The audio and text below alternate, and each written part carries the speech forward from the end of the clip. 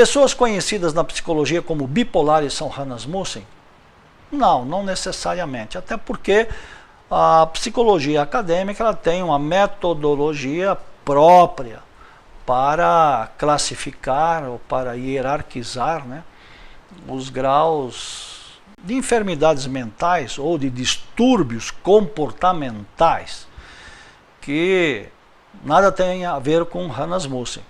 Claro que esotericamente, quando nós falamos de seres bipolares, nós estamos falando de naturezas. É a natureza da luz e a natureza das trevas.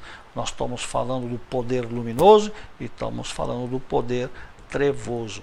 Nós estamos falando de Deus e estamos falando do diabo. São coisas diferentes que a psicologia acadêmica sequer admite que existe. Mas todo aquele que segue esse caminho, cedo ou tarde, por si próprio, por si mesmo, começará a ter então sonhos, revelações, intuições, insights acerca disso que está muito além do que a psicologia acadêmica tem como objeto de estudo. Para a psicologia acadêmica, essas coisas talvez são especialidade dos psiquiatras e se tenta então resolver isso à base de química ou de remédios fortes, fortíssimos, né? Mas isso é uma outra realidade. Existe um livro até escrito pelo mestre Samael chamado Endocrinologia e Criminologia.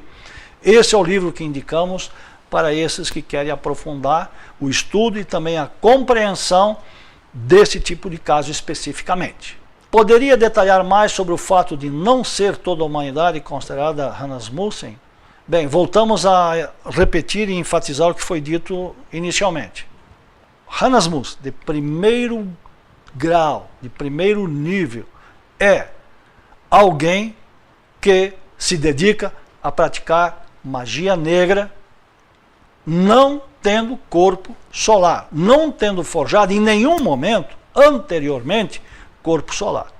Porque se ele forjou anteriormente um corpo solar e se dedica a praticar magia tenebrosa ou atos tenebrosos, maldades, ele já é Rasmussen de segundo grau.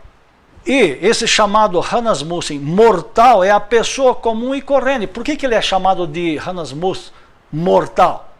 Porque ele não tem imortalidade do corpo astral. Só torna o seu corpo astral imortal aquele que em algum momento, numa vida anterior, tenha criado para si um corpo astral verdadeiro. E isso é feito mediante o trabalho alquímico, que é tantrismo sexual, que deve ser praticado durante um certo tempo até que todo o corpo astral dele seja então alquimizado. Então aí, nesse caso, ele se torna um chamado imortal, né? Porque tem o seu corpo astral imortalizado ou cristificado.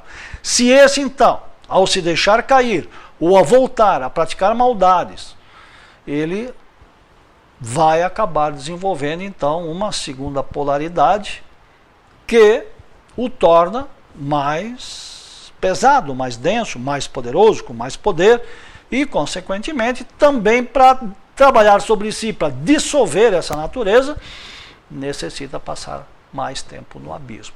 E os que são de quarto grau, bom, esses nós nem abordamos hoje especificamente isso, porque aí os Rasmussen de quarto grau são os deuses caídos.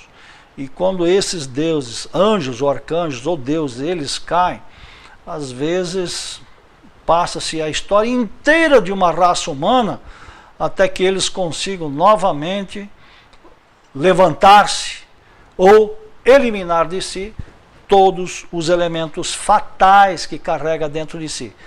O próprio mestre Samael relata o caso dele, que ele caiu, perdeu seus poderes, ou perdeu a sua parte luminosa, a sua polaridade luminosa, nos começos da história ariana, da raça ariana. E isso foi há 850 mil anos atrás. E ele mesmo diz que passou todo o período da raça ariana, ou seja, 850 mil anos, rodando no barro.